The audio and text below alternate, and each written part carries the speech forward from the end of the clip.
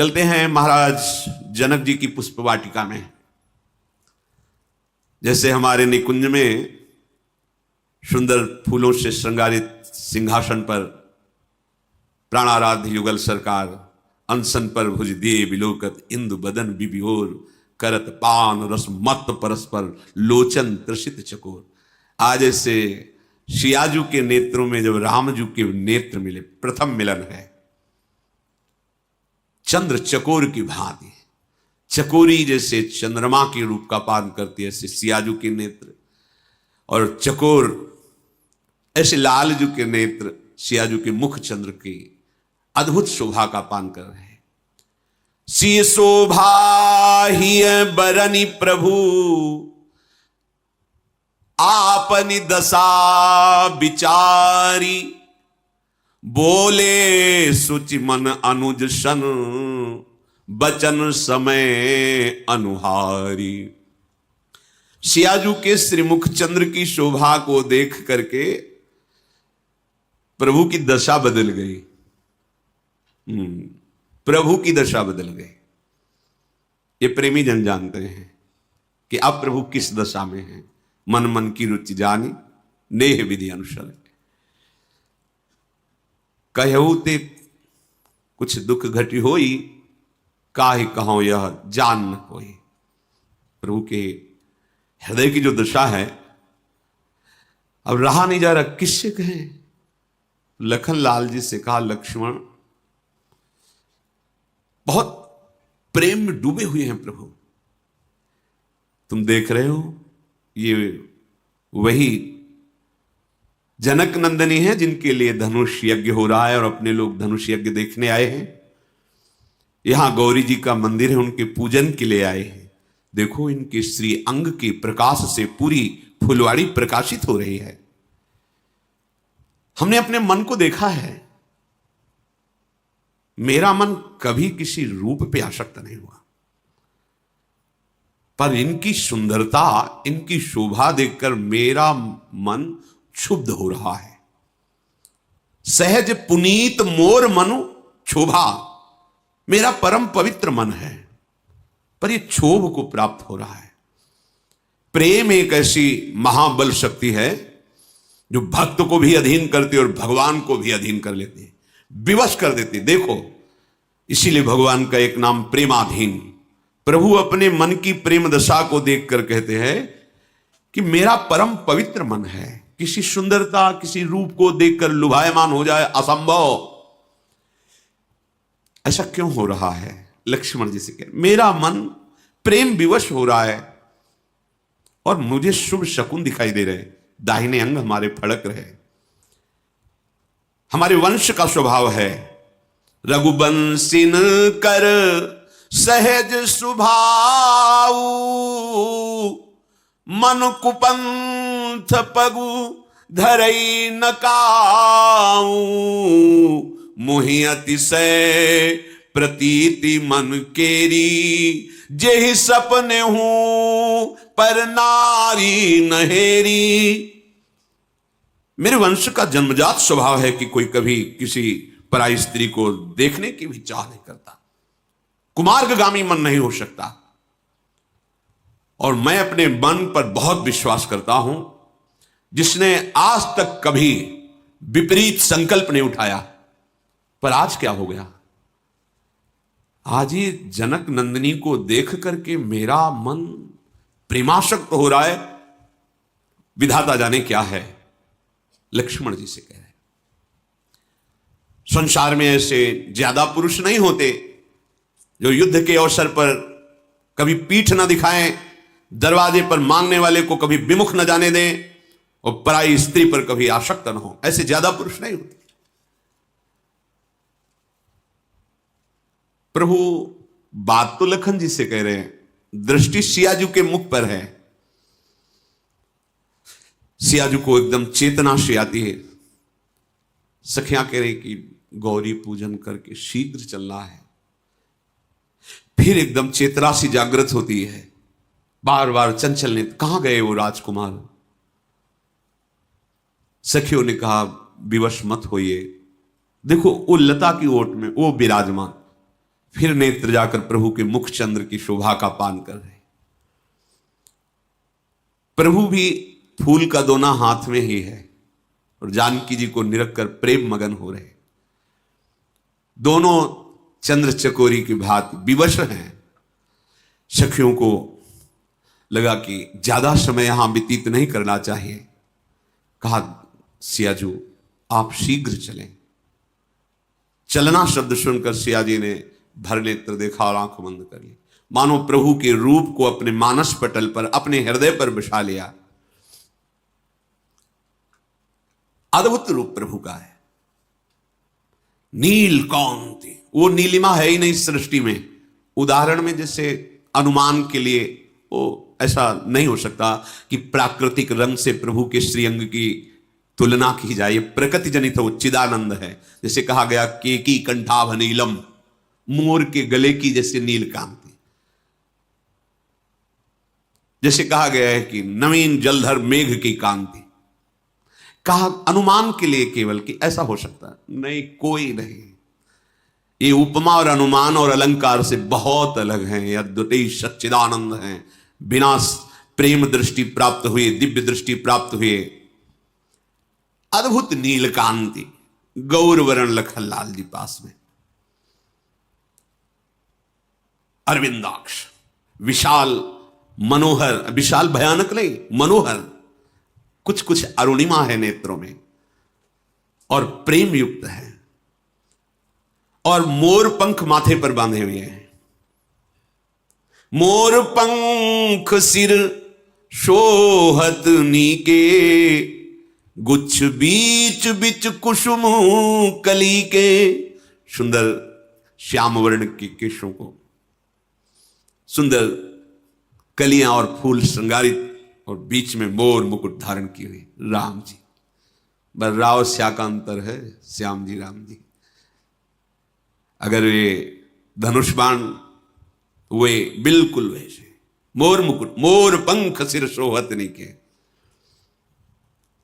माथे पर तिलक और पसीने की बूंदे। महीना आगहन का, बहुत मेहनत वाला कार्य कर रहे हैं ना, फूल चुन रहे हैं। पसीना कैसे आ गया महाराज के? सोचने वाली बात है। अगहन के महीने में पसीना, जेठ बैसाख हो, दोपहर का समय है भाई, जेठ बैसाख का है, थोड़ा श्रम युक्त कार्य कर रहे हैं तो पसीने की बूंदे आ गई। भाल तिलक श्रम बिंदु सुहा। ये श्रम बिंदु जानते हो काहे के हैं? जानकी जी के रूप को जब पान कर रहे तो माथे पे पसीना आ गया। ये प्रेमियों का विषय है, ये बुद्धि का विषय नहीं है। प्रेम की दशा में ये भी आता है, पसीना पसीना हो जाना, कंपायमान हो जाना, शरीर रूम रूम पुलकित हो जाना। सुंदर मकराकृत कुंडल, धनुष के समान टेढ़ी भौहें, रत्नारे नेत्र, ठोड़ी नाक गाल, बड़े ही सुंदर, और मंद मुस्कुराहट। करोड़ कामदेव मूर्छित हो जाएं, और गंभीर स्वभाव। इधर मोर मुकुट वाले का रसीला स्वभाव, टेढ़ी चाल, तिरछी चितवन, बाके बाके, इनका सब कुछ बाका। और ये सीधे महाराज, बड़े गंभीर महाराज, नेत्र भी बहुत संभाल के उठाना, बिल्कुल एक एक चेष्टा बड़ी गंभीरता पूर्वक। हमारे जो लालजू महाराज है ना, छैल छबीली लाडली, छैल छबीले लाल, ये महाराज तो रस बरसाते रहते। उधर महाराज बहुत गंभीर, बहुत गंभीर। यही वही यहां वहां दो बालक देखा, मति भ्रम से दो दिखाई देते, एक ही है। वक्षा विशाल वक्षा स्थल, मणियों की माला, भुजाएं देखते ही बनती। अभयद भुज दंड में मूल पीनन ससान को, अपार बलशाली, अपने भक्तों की रक्षा करने वाली ये भुजाएं हैं। बल की सीमा है। प्रभु बाएं हाथ में दोना, दाहिने हाथ से पुष्प उतार रहे हैं। ऐसा सलोना रूप, पीतांबर अलग शोभा दे रहा है। सखियों ने सावधान किया, जल्दी चलो शियाजू, पहले गिरजाजू का ध्यान कर लो, उनसे आशीष ले लो। राजकुमार तो अब रुकेंगे कई दिन, फिर दर्शन हो जाएंगे। विवश होके, ये प्रेम विवशता प्रेमी हृदय ही जानता है। आप विवश होके इनसे दूर होना पड़ेगा, इनके दर्शन से अलग होना पड़ेगा। सखियां संभाल करके सिया जी को, इधर प्रभु का भी मन प्रेम विवश हो रहा है। सखियां सिया जी को कह रही कि आप जिनको देख रहे हैं ना, जैसे देख रहे हैं ना, हम सब सखियां समझ रही। सिया जी से सखियां सब समझती है, हम समझ रही पर देर हो गई है। माता फिर प्रश्न करेंगी इतना विलंब कैसे हो गया। सिया जी तो हृदय में राम रूप को धारण करके कैसे कदम चल रहे पता ही नहीं चल रहा। बार बार मन में कि पिताजी ने ऐसा प्रण क्यों किया है। धनुष जो तोड़ेगा भगवान शंकर का वही सियाजू का वर्ण करेगा, ये स्मरण करके हृदय में बड़ी व्यथा हो रही है कि अगर आज प्रण ना होता तो हम आप सखियों से निवेदन कर देते कि पिताजी से कह दो कि यही हमारे हृदयेश्वर हैं। आगे सखियां ऐसे ले फिर मुड़ जाती है। सखिया कहती क्या देख रहे हो? बोले बड़ा सुंदर मृग दिखाई दे रहा है। देखन मिस मृग बिहग तरु फिरई बहोरी बहोरी, निरखि निरखि रघुबीर छवि बाढ़ई प्रीति न थोरी। नहीं, वो मैं लता देख रही थी, वो पीछे वाली लता बड़ी सुंदर फूली हुई है ना, उसे देख। कहां है रघुनाथ जी? बार बार ऐसे। ये क्या पिताजी ने प्रण ले लिया? कहां भगवान महादेव जी का वो विशाल धनुष, और कहां नव किशोर सुकुमार कैसे तोड़ेंगे? हृदय में बड़ी व्यथा हो रही है। जब प्रभु ने देखा कि सखियों से जानकी जी जा रही, तो जानकी जी के रूप को अपने हृदय में विराजमान किया। इतना सुंदर रूप लक्ष्मण त्रिभुवन में कोई इतना सुंदर नहीं जितनी जानकी जी सुंदर है। ये प्रभु वही हैं जिनका न आदि है न मध्य है न अंत है, वेद भी जिनके प्रभाव को नहीं जानते, विश्व को मोहित करने वाले परम स्वतंत्र भगवान। देखो जानकी जी के रूप में प्रेम विवश हो रहे हैं। बस सीता जी को एक ही बात समझ में आई कि अब तो जो भी बात बनेगी आशीर्वाद से ही बनेगी। चलो गौरी जी को मनाएं, गिरिजा जी को मनाएं। पास गई, विवश होकर के बैठ गई और कहा कि आज तक जिसने आपसे मांगा मां, कभी कोई विमुख नहीं गया, क्योंकि आप मां हो। भगवान शिव के वो प्राणों से भी प्रिय हो।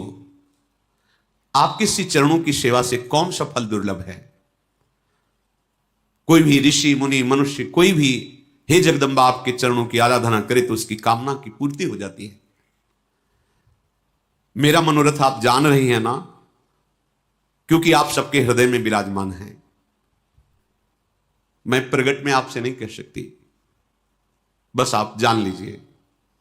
और जो देवी जी की प्रतिमा श्री विग्रह थी, उनके चरण पकड़कर जान कीजिए।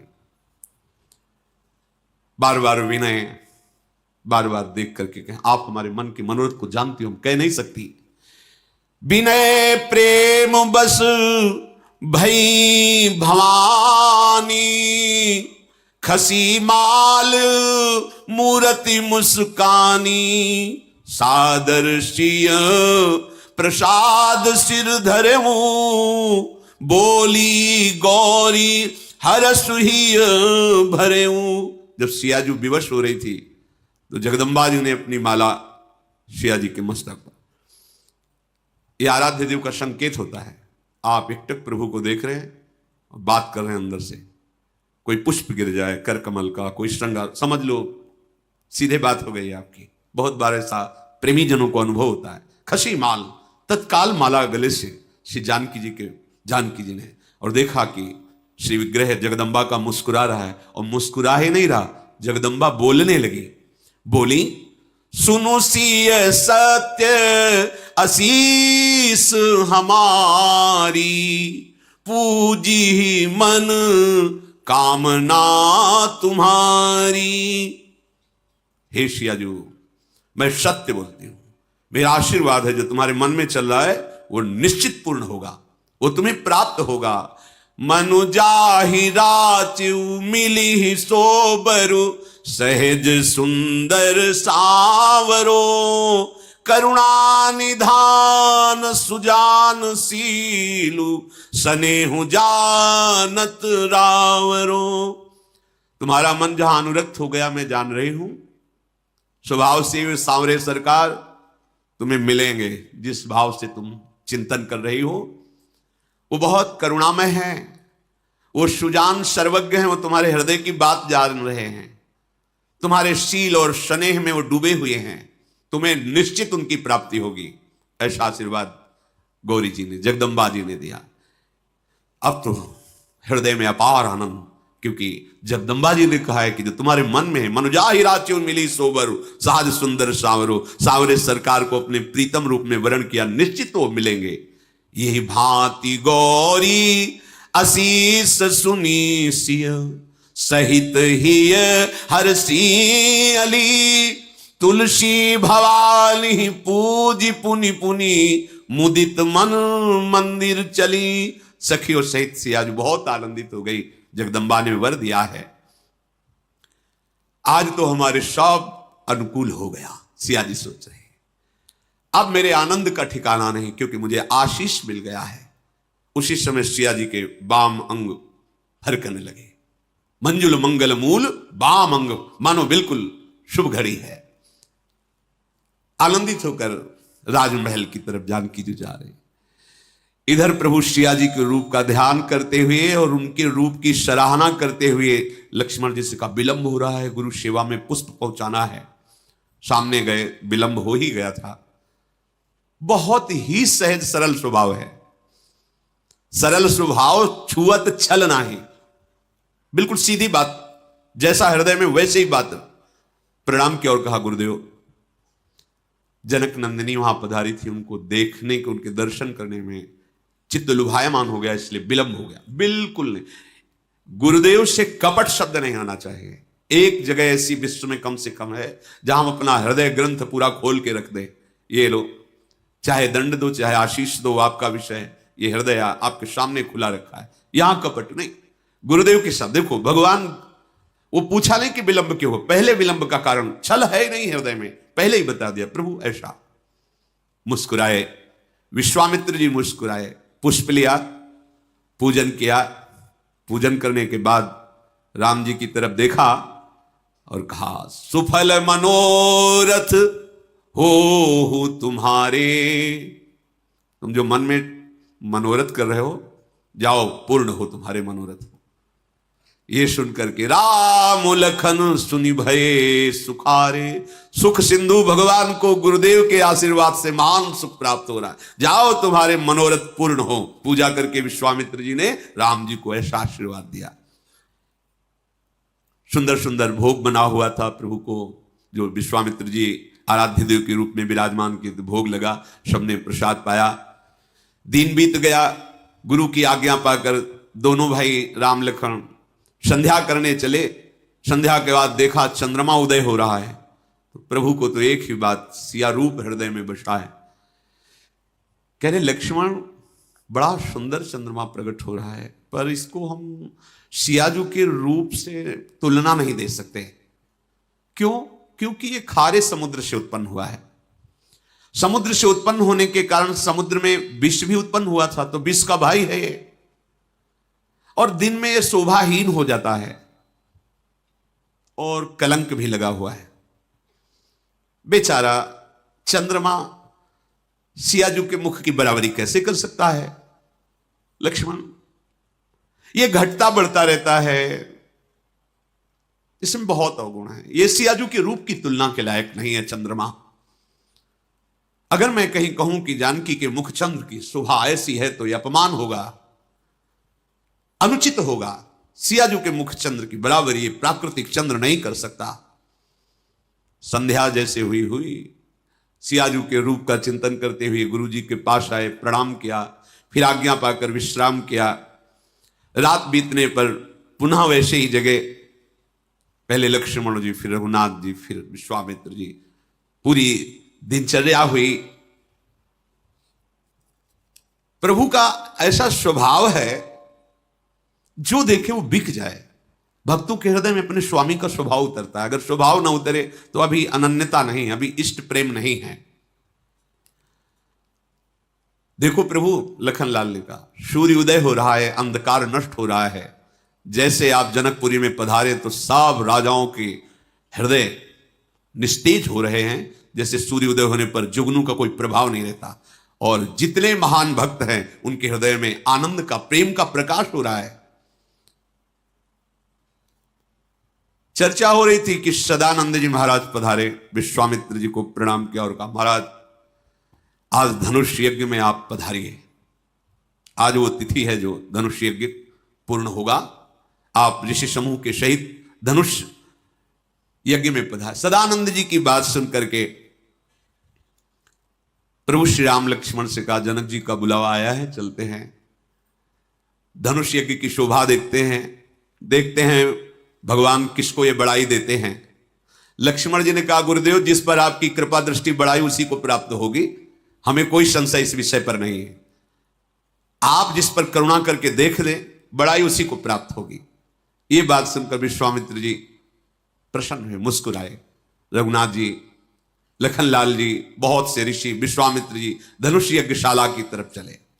जे ही ये सूचना फैली, शोभा सिंधु दोनों राजकुमार पधार रहे रंगमंच पर, नगर वासियों की भीड़ उमड़ पड़ी। बालक, जवान, बूढ़े, स्त्री, पुरुष सब कामकाज छोड़कर दौड़े प्रभु के दर्शन के लिए। जनक जी ने देखा बड़ी भीड़ हो रही है। विश्वास पात्र निजी सैनिकों, सेवकों को आदेश किया कि उनको विक्षेप न पड़ने पावे, ऋषियों सहित सम्मान के साथ मंच पर लाओ। सेवकों ने जाकर बड़ा मधुर व्यवहार करते हुए प्रजा को रोक रहे हैं, प्रभु के समीप जाने, दूर से दर्शन कर लीजिए सबको। प्रभु जे ही मंच पर पधारे तो जितने बलवान कुटिल हृदय वाले राजा थे घबरा गए, देखते ही प्रभु को घबरा गए। वहां ऐसी व्यवस्था की गई थी कि ऋषियों का सर्वोच्च आसन, फिर राजाओं का, फिर मंत्रियों का, प्रजा का, ऐसा, और सब आराम पूर्वक बैठ सके, यथा योग्य स्थान। जो नगर के जन है उनको लग रहा है मूर्तिमान सुंदरता आ रही है, सांवला गौर, गुण के समुद्र, शोभा बरस रही है। प्रभु जिधर देखते हैं ऐसा लगता है श्रृंगार रस बरस रहा है। समस्त राजागण चंद्रमा के साथ जैसे तारे प्रकाशित होते हैं, ऐसे लगने लगे भगवान चंद्रमा की तरह प्रकाशित, और जो राजागण तारगणों के समान। सभा में प्रवेश करते जिसकी जैसी भावना थी वैसा प्रभु दिखाई दे रहे। प्रभु कैसे? बोले तुम्हारी भावना जैसी वैसे। जिनके रही भावना जैसी, प्रभु मूर्ति देखी तिन तैसी। जो दुष्ट राजा थे उनको दिखाई दिया कि महान रणधीर वीर रस मूर्तिमान होकर आ रहा है। प्रभु जब चलते हैं, चूंकि सेवा में है इसलिए दाहिने हाथ पर बाण और बाएं हाथ पर धनुष, सिंहवत चाल। अखिल लोक के स्वामी हैं। घबरा गए देखकर, सबको ही विश्वास हो रहा है कि यही धनुष तोड़ेंगे। कुटिल राजा हृदय में जल रहे। देखो कुटिलता का प्रभाव, आनंद समुद्र को देख के जल रहे हैं। प्रभु को देख करके उनके हृदय में जलन पैदा हो रही। इसीलिए बिना भक्ति के हृदय आनंदित नहीं हो सकता। सामने प्रभु हो तो भी, देखो देखो ना, प्रभु सामने हैं और वो जल रहे हैं। जो वहां राक्षस लोग राजाओं का वेश धर करके आए थे कि धनुष तोड़ेंगे, जानकी को ले जाएंगे, उन्होंने देखा कि मूर्तिमान प्रचंड काल पधार रहा है। काल। नगरवासियों ने देखा कि ये दोनों तो रूप समुद्र, नेत्रों को सुख पहुंचाने वाले आ रहे हैं। जो 9 युवतियां हैं वो अपने अपने भाव के अनुसार देख रही, मानो श्रृंगार रस ही मूर्तिमान होकर पधार रहा है। जो बड़े ज्ञानी जन बैठे थे, ज्ञानियों की सभा है राजा जनक की, वो साक्षात देख रहे हैं परम तत्व पधार रहा है। विद्वान जन, पुराणवेत्ता देख रहे हैं कि विराट रूप भगवान पधार रहे हैं। कुटुंबी जन देख रहे हैं बहुत प्रिय आ रहे हैं, जैसे परिवार के जन, ऐसे जो उनको लग रहा है बहुत प्यारा बालक है, बहुत नवकिशोर, ऐसा दिखाई दे रहा है।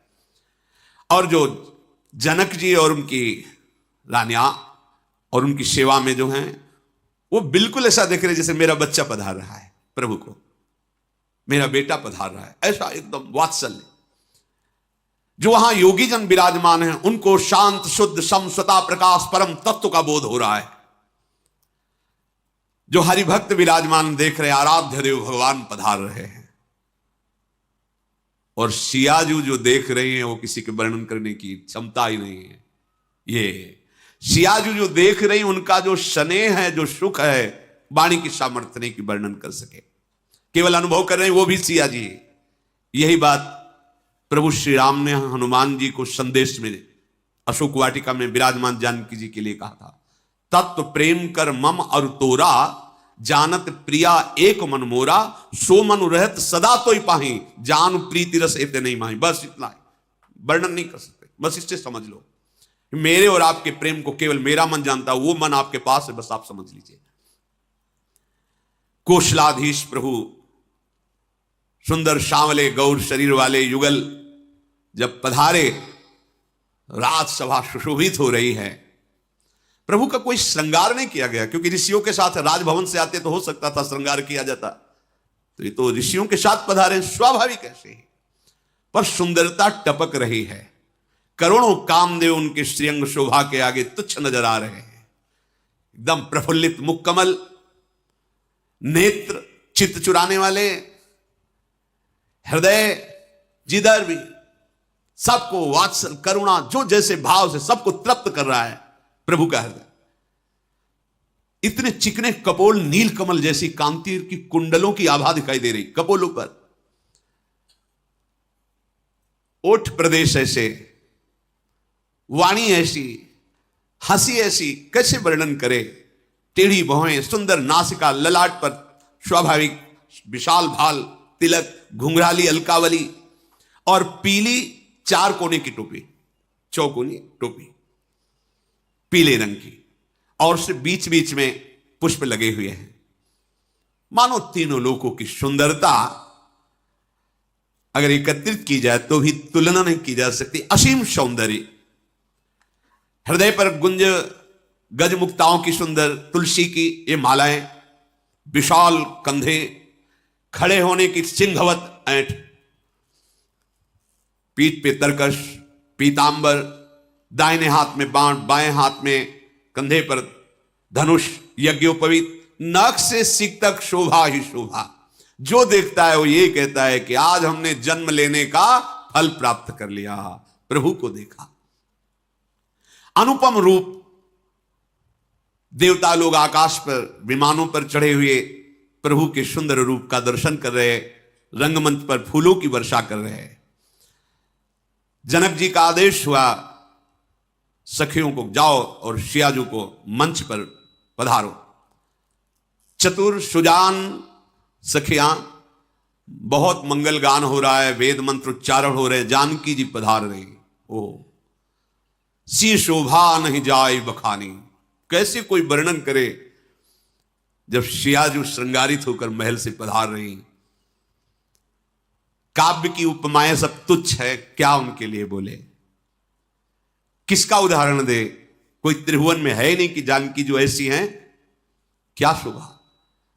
क्योंकि जितनी भी उपमा, जितनी भी सुंदरता वर्णन की जाती है त्रिगुणात्मिका माया से है। ये तो त्रिगुणातीत परम प्रेम, परम चिदानंद तत्व, कैसे वर्णन करें। जानकी जी जैसे जैसे श्री चरण पधारती है, युवतियां सुंदर मंगल गान करती साथ चल रही है। बार बार बहुत से ऋषि मुनि सब सोच रहे हैं कि ऐसा त्रिभुवन में कोई सुंदर नहीं। वैसे त्रिभुवन सुंदरी, त्रिपुर सुंदरी जगदम्बा है, पर वो भी अर्धांग हैं भगवान शिव। लक्ष्मी जी भी सुंदर है, और वो प्रकट हुई कहां से है, समुद्र से प्रकट हुई। कामदेव की पत्नी रति भी सुंदर है, पर इनके शाम सब विचार कर रहे हैं कितनी सुंदर सियाजू हैं। सयानी सखियां एक एक कदम धीरे धीरे मनोहर गीत की ध्वनि है। नवल नवल पोशाक सियाजू धारण किए, आभूषण धारण किए, महाछवि पधार रही है। कोई ऐसा नहीं था सभा में जो मोहित ना हो गया हो। रंगभूमि जब सिय पगुधारी, देख रूप मोहे नर नारी। ऐसा सियाजू का रूप। जैसे ही रंगमंच पर श्री चरण पधारे, दुंदुभियां बजने लगी, वाद्य बजने लगे, पुष्पों की वर्षा की गई। सियाजू के कर कमल में जयमाला है, पर वो ऐसे नीचे की हुई देख रहे, वो सांवले चरण कहां है, कहां है वो कहां विराजमान है। अचानक ऊंचे मंच पर दृष्टि पड़ी चरणों पे, तब नेत्र उठाए और देखा विश्वामित्र जी के समीप प्रभु विराजमान। तत्काल अपने नेत्रों को वश में किया और नीचे किया, क्योंकि सभा देख रही सब जानकी जी को, और जानकी जी ने राम रूप को देख तत्काल नेत्र नीचे किए। गुरुजनों की लाज, सभा की लाज। फिर अपनी सखियों की तरफ देखने लगी।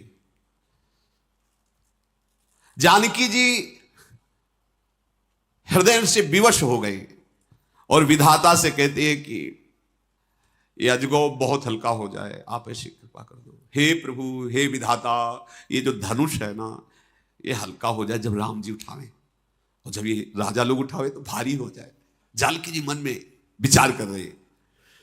और जितने जनकपुर के जन हैं वो सब कह रहे हैं कि कहे तो जाते हैं बड़े ज्ञानी जनक जी, पर मुझे तो अब लगता है कि इन्होंने मूढ़ता धारण कर ली। अरे इतना सुंदर वर है, इसके लिए प्रतिज्ञा करने की क्या जरूरत थी, सीधे ब्याह कर देना चाहिए जानकी जी का राम जी से। ये धनुष तोड़ने की बीच में बात क्यों रखी। नगर के जो जन हैं वो अंदर ही अंदर, भला जनक जी को कौन भला कहेगा, इनको कौन ज्ञानी कहेगा। इतना सुयोग्य सुंदर वर और उसके बीच में प्रतिज्ञा। हृदय नगरवासियों का संतप्त हो रहा कि कहीं ऐसा ना हो जाए कि कोई दूसरा धनुष भंग कर दे और सियाजू को ले जाए, इसके बाद हम कभी इनके रूप को देख ही ना पावें। जनक जी ने आदेश किया, बंदीजनों को जाओ और हमारा प्रण पूरी सभा को सुना दो।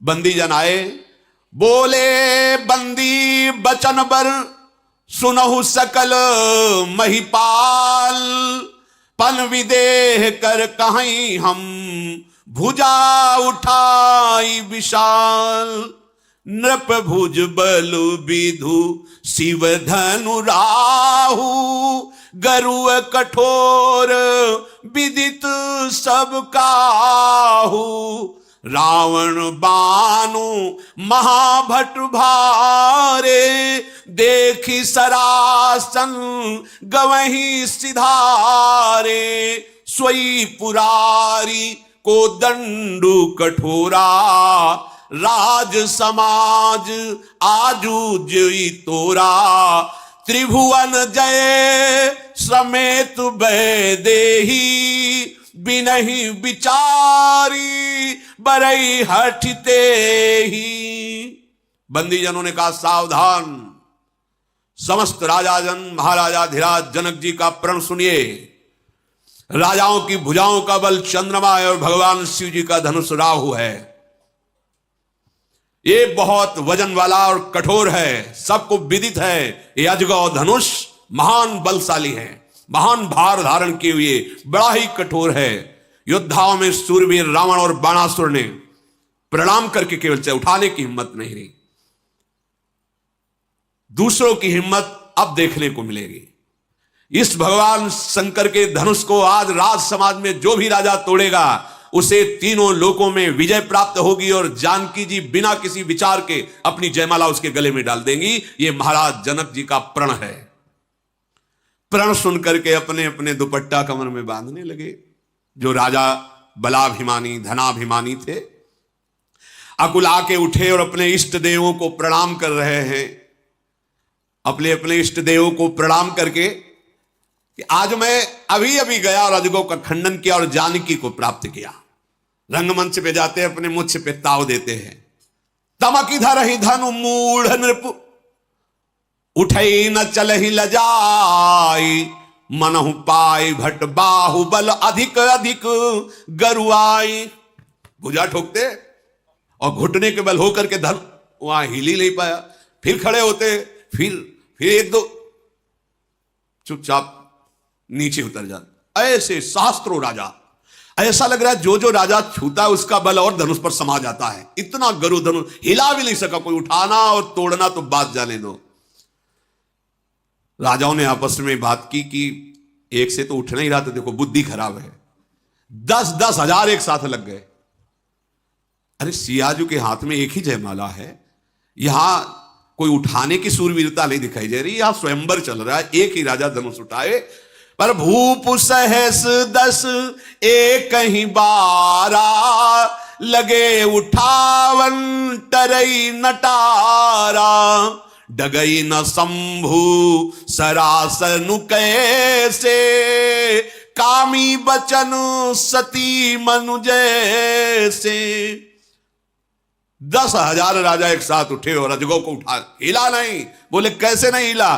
बोले जैसे कोई कितना भी सुंदर कामी पुरुष हो, सती के मन में क्षोभ नहीं पैदा कर सकता, पातिव्रत धर्म से युक्त जो है, ऐसे तिल भर भी हिला नहीं सके, उठाने की तो बात जाने दो। जो भक्त राजा थे बोले काहे को उपहास के पात्र बन रहे हो, बैठ जाके चुपचाप 10-10 हजार उठाने की कोशिश कर रहे हो। सब अपना जैसा मुंह लेकर के आके बैठ गए। कैसा उनका मुंह हो रहा है? बोले जैसे बिना वैराग्य के बैरागी। वैरागी जैसे बिना वैराग्य के।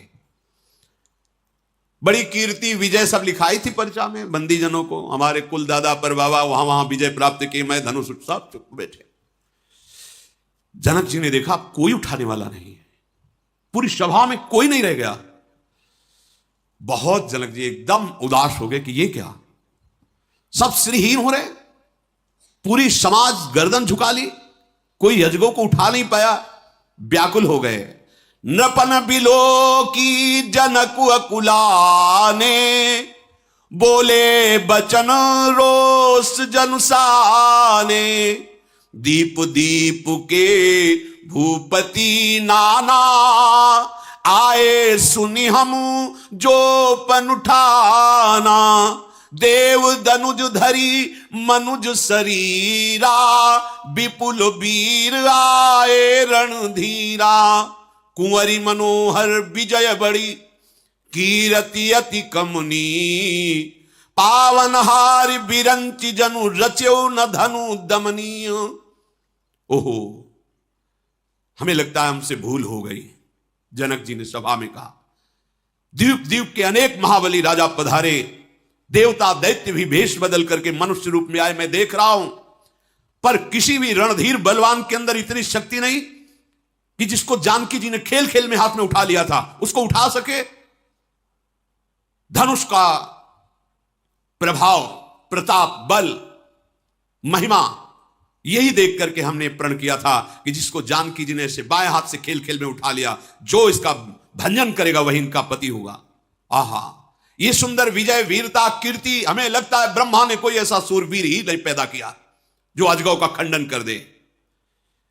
कहु काही यह लाभु न भावा, काहू न शंकर चाप चढ़ावा, रहु चढ़ाऊ तोरब भाई, तिलु भरी भूमि न सके छड़ाई। किसको ऐसा लाभ अच्छा नहीं लगता? जगत में उसकी कीर्ति होती, जानकी जी उसके गले में जयमाला डालती, परंतु भगवान शंकर के धनुष को चढ़ाना तोड़ना तो दूर रहा, तिल भर कोई हिला नहीं सका। अब मुझे ऐसा लगता है कि पृथ्वी में कोई ऐसा वीर ही नहीं रह गया।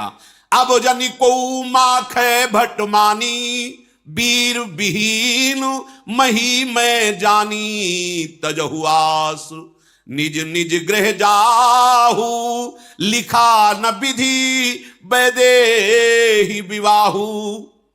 अब कोई ऐसा महाबली वीर नहीं बचा। जाओ सब अभिमान छोड़ करके अपने अपने राज्यों को चले जाओ। मैं जान गया पृथ्वी में कोई सूरवीर नहीं है। आशा छोड़ो, अपने अपने घर जाओ। मैंने समझ लिया ब्रह्मा ने सिया जी के विवाह की रचना ही नहीं की।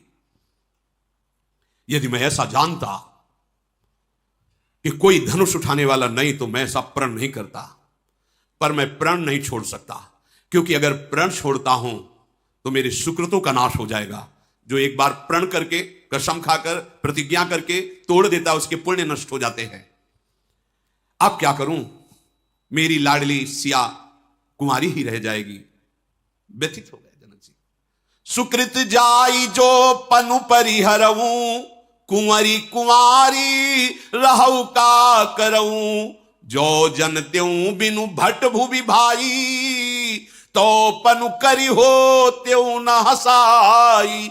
यदि मैं ऐसा जानता कि पृथ्वी वीरों से शून्य हो गई तो कभी ऐसा प्रण ही नहीं करता, अपना उपहास नहीं कराता इस रंगभूमि पे। जनक जी उदास हो गए। सब सभासन जनकपुर की नगर नारियां बड़ी व्यथित हो रही हैं। लक्ष्मण जी की भाव चढ़ गई। जनक जी के वचन सुनकर ओठ फड़कने लगे, लाल नेत्र हो गए, पर वहां से कुछ बोल नहीं सकते थे क्योंकि प्रभु विराजमान हैं। फिर भी रहा नहीं गया, उठे, विश्वामित्र जी के चरणों में सर नवाया और राम जी के चरणों में सर नवाया और कहा, जनक, जहां रघुनाथ जी बैठे होते वहां ऐसे शब्द नहीं बोले जाते जैसे तुमने बोल दिया। हमारे प्रभु के विराजमान होते हुए तुमने कह दिया पूरे भूमि में कोई ऐसा सूरवीर नहीं। सुनो, मैं अभिमान से नहीं कहता, भगवान को साक्षी करके कहता हूं, अगर हमारे प्रभु का इशारा हो जाए तो संपूर्ण ब्रह्मांड को कांचे घड़े मिट्टी का जैसे कच्चा घड़ा होता है ऐसे तोड़ दूं। तुम धनुष की बात कहते हो? इस ब्रह्मांड को ऐसे गेंद की तरह उठाऊं, कच्चे घड़े की तरह तोड़कर मसल दूं। ये पुराना अजगो की तुम बात क्या करते हो? सुमेरु पर्वत जो 4 लाख योजन का है, मूली की तरह उखाड़ कर अभी तोड़ दूं। वचन साक्षी भगवान है, अगर ये आदेश कर दे तो अभी। ये बेचारा पुराना धनुष जिसको लेकर तुमने ऐसी बात कर दी, जहां हमारे प्रभु सभा में विराजमान है, तुमने ऐसी बात कह दी। प्रभु आप आज्ञा कीजिए। लक्ष्मण जी ने कहा, इनको दिखाऊं कि वीरता किसे कहते हैं। अरे इस धनुष को कमल की डंडी की तरह लेकर 100 योजन एक सांस में भाग सकता हो। कमल की डंडी तोड़ने में जैसे समय नहीं लगता ऐसे अजगौ को तोड़ डालूं। हमारे प्रभु विराजमान, उनके प्रताप को तुमने नहीं जाना। बरसाती छत्ता कुकुर मुत्ता की तरह धनुष को तोड़ दो अभी इसी क्षण। लक्ष्मण जी का विकराल रूप। तोरऊ छत्रक दंड जिमी तव प्रताप बलनाथ, जो न करो प्रभु पद शपथ कर न धरो धनुभात। मैं आपके चरणों की कसम खा के कहता हूं, बरसाती छत्ते जो ऐसे प्रकट होते, कुकुर मुत्ते जो बिल्कुल कोमल, ऐसे इस धनुष को तोड़ दूं, ब्रह्मांड को कच्चे घड़े की तरह मसल दूं। एकदम आवेश। मैं शपथ खा के कहता हूं, ऐसा ना करूं तो जीवन में कभी धनुष बाण पर स्पर्श नहीं करूंगा, हाथ नहीं लगाऊंगा। पृथ्वी कांपने लगी जब लक्ष्मण जी आवेश में आए।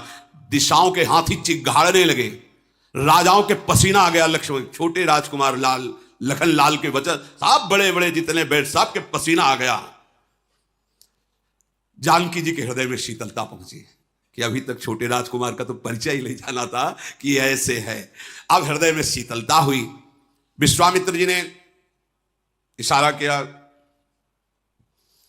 राम जी ने नेत्र मिलाए लक्ष्मण से पास में, शांत शांत मुस्कुराते हुए विश्वामित्र जी, लक्ष्मण बैठो, बैठ जाओ, शांत बैठो। इसीलिए कृष्णावतार में कहा, भाई आप पीछे आना, पहले हम जाएंगे, क्योंकि हम छोटे होते कुछ कर नहीं पाते, आप हमें रोक देते। तो बलराम जी बन करके, ये भगवान शेष जी हैं जिनकी गोद में भगवान श्रीहरि निरंतर शयन करते हैं। जहां जहां अवतार भगवान लेते, ये सदैव उनके सुख संपादन के लिए अवतार लेते हैं। लक्ष्मण जी शांत होकर के बैठ गए। विश्वामित्र जी ने मधुर वाणी में कहा, उठहु उठहु राम भंजहु भव चापा, मेटहु तात जनक परितापा। हे राम, उठो, जाओ, जनक जी के हृदय का संताप दूर करो और भगवान महादेव जी के धनुष को भंग करो। सुनि गुरु बचन चरण सिरुनावा, हर्ष विषाद न कछूर आवा। उतरे गुरुदेव के चरणों में प्रणाम किया। ना कोई हर्ष है ना कोई विषाद है। ठाढ़े भय उठी सहज सुभाए, ठवनी जुबा मृगराजु लजाए।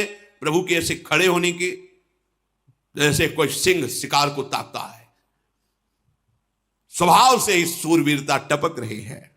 खड़े होने की शान बड़ी अद्भुत है प्रभु की। जो ही मंच पर भगवान खड़े हुए, तो जितने भी जैसे सूर्य उदय होता है तो कमल खिल उठते हैं, भक्त राजा संत जन ऋषि महर्षि जय हो ऐसा उच्चारण कर रहे हैं। और जो क्रूर राजा हैं वो सब विषाद युक्त, हृदय में जलन हो रही।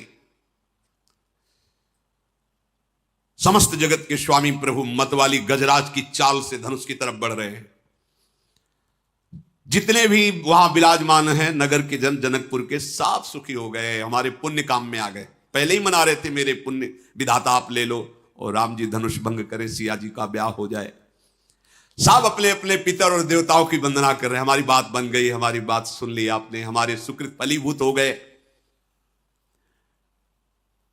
वात्सल्य में भरी हुई जो जनकपुर की वयोवृद्ध सखियां हैं वो आशीर्वाद देती है, भगवान शंकर का धनुष तुम्हारे हाथ में आती हल्का हो जाए, तुम्हें कोई भी कष्ट ना पड़े अंदर ही। पर सीता जी की माता जी ने कहा कि अरे अरे ये क्या करने जा रहे हैं, रोको कोई सखी, इनको रोको, ये सब क्या तमाशा देख रहे हैं। अरे कोई समझा, इनके गुरुदेव भी इनको नहीं बोल रहे हैं, इतने सुकुमार बालक और कहां महा अजगो कठोर विशाल धनुष, और आदेश कर दिया जाओ धनुष भंजन करो। नहीं, जिसको महान बलवान बाणासुर और रावण ने भी स्पर्श भी नहीं किया, उस धनुष को तोड़ने की आज्ञा गुरुदेव ने ऐसे राम जी को की।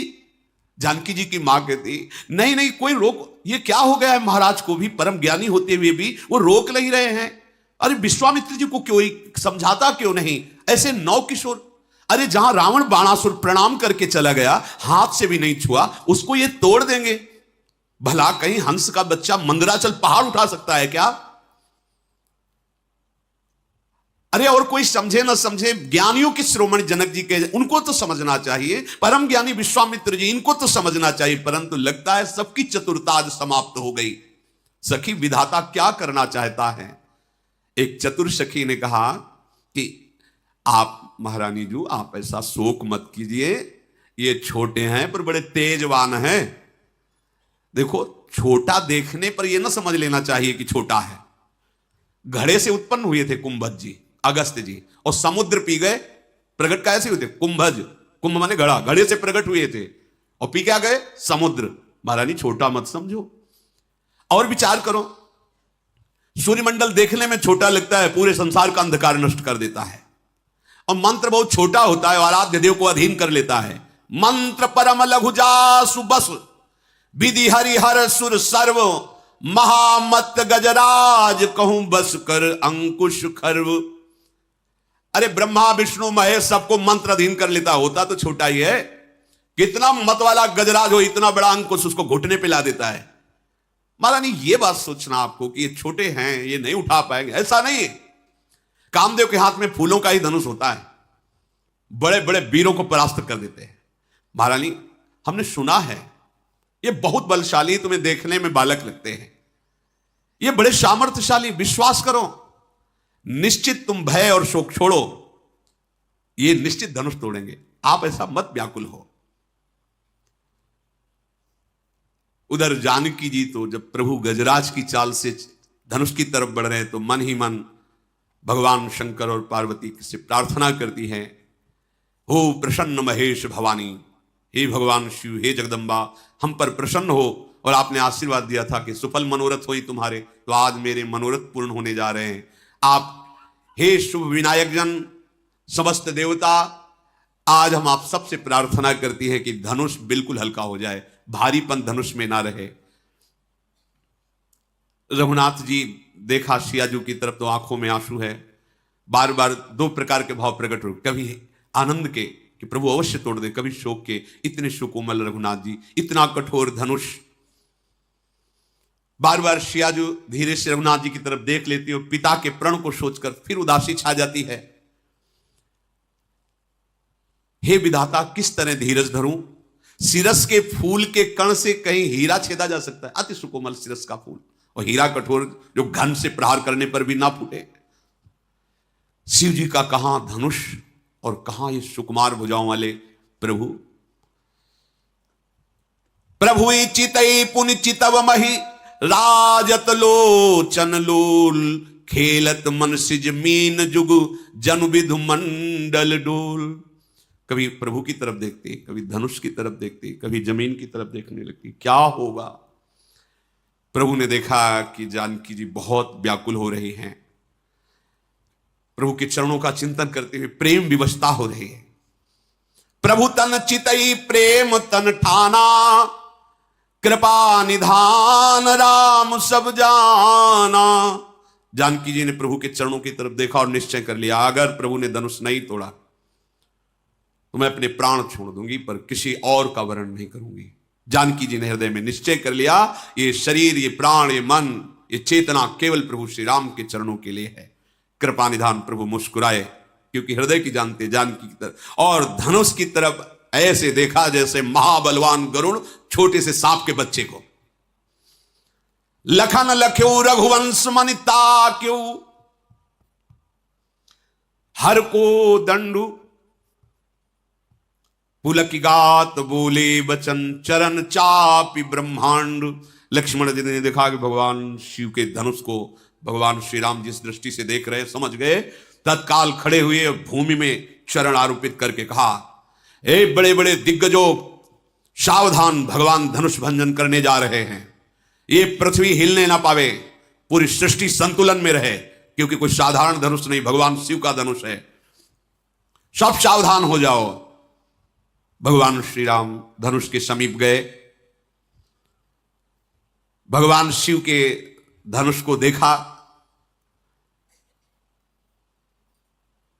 कृपायतन प्रभु हैं। यहां एक संकेत मिलता है, बड़े से बड़ा विघ्न, बड़े से बड़ी शर्त, बड़े से बड़ा प्रण एकमात्र केवल भगवान है, जो पूर्ण करेंगे, विघ्न मिटा देंगे, अपनी प्राप्ति करा लेंगे। इसलिए सच्ची उपासना का स्वरूप यह है, केवल इनका भरोसा और आश्रय। कहीं साधना का भी बल ना हो जाए, कहीं किसी और बल की तरफ हमारी वृत्ति ना जाए, मैं तपस्वी, मैं जितेंद्री, मैं एकमात्र इनका बल। तो विश्वास रखना, बिल्कुल भगवत प्राप्ति होगी। इनके विश्वास से सब कुछ, केवल विश्वास से कुछ दुर्लभ नहीं, प्रभु हैं। हम लोगों को धैर्यपूर्वक विश्वास पर दृढ़ रहना चाहिए। प्रभु मन ही मन गुरुदेव जी के चरणों का चिंतन किया। गुरु ही प्रणाम मन ही मन कीन्हा, अति लाघो उठाई धनुलीन। कोई प्रयास नहीं किया, गुरुदेव भगवान को मन ही मन प्रणाम करके सहज में ऐसे अजगौ धनुष को उठा लिया। पूरी सभा आश्चर्यचकित है। 10-10 हजार राजा मिलकर के हिला भी नहीं सके, ऐसे ही प्रभु ने सहज में उठा लिया, मानो जैसे फूलों का धनुष निर्माण किया गया हो। दम के उदामिनी जिमी जब लयवू, पुनि नव धनु मंडल सम भयवू। लेत चढ़ावत खेचत गाढ़े, काहू न लखा देख सब उठाढ़े। तेहि छन राम मध्य धनु तोरा, भरे भुवन धुनि घोर कठोरा। प्रभु ने सहज में धनुष उठा लिया, जोर से खींचा, बीच से भंग कर। कब उठाया, कब खींचा, कब तोड़ा, इतनी फुर्ती से भयंकर कठोर धुनि हुई जब अजगौ का खंडन हुआ। भरे भुवन घोर कठोर, रवि रवि बाजित जिमारगु चले। चिक्कर ही दिग्गज डोल, मही कोल कूरुम कलमले। सुर असुर मुनि कर काल दीन है, सकल विकल विचार ही। कोदंड खंडेउ राम तुलसी, जयति बचन उचार ही। घोर शब्द हुआ धनुष भंग होने पर। सूर्य के मार्ग में जो घोड़े थे विचलित हो गए, दिग्गज चिल्लाने लगे, धरती कंपायमान हो गई। शेष वाला कच्छप कलमला उठे, देवता राक्षस मुनि सब कानों पे हाथ। इतनी भयंकर ध्वनि हुई धनुष भंग की। सबको निश्चय है भगवान श्री राम ने धनुष तोड़ा। जय हो जय हो जय हो। प्रभु ने धनुष के दोनों टुकड़े पृथ्वी पर डाल दिए। अब सब आनंद मगन हो रहे हैं, कुछ लोग बहुत जल रहे हैं। भगवान सिंहवत खड़े, धनुष भंग होकर के नीचे पड़ा है। देवांगनाएं नृत्य कर रही हैं, ऊपर से पुष्पों की वृष्टि हो रही, सुंदर देव वाद्य बज रहे हैं। ब्रह्मा ऋषि मुनि सब स्तोत्र करते हुए सिया राम जी के ऊपर पुष्पों की वर्षा करे। सारे ब्रह्मांड में जय हो ध्वनि छा गई। बंदीजन मागध सूत बिरदावली का बखान कर रहे हैं। सब लोग आनंद मगन हैं। झांझ मृदंग शंख सहनाई भेरी ढोल नगाड़े ये सुंदर वाद्य बज रहे। रंगमंच पर युवतियां नृत्य कर रही। सखियों सहित जो जनक जी की महारानी वो बहुत आनंदित हो रही है। सबका हृदय ऐसा हो रहा है जैसे सूखते धान पर पानी की वर्षा हो जाए, लहलहा पड़े। जितने अन्य राजा थे सब श्रीहीन हो गए, निस्तेज हो गए।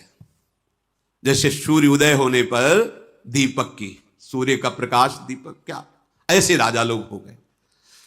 सीता जी का हृदय ऐसे हो गया जैसे चातक पी पी रटता रहता है और स्वाति का जल पाता है, परम शीतलता और तृप्ति। ऐसे सीता जी का हृदय आनंद से।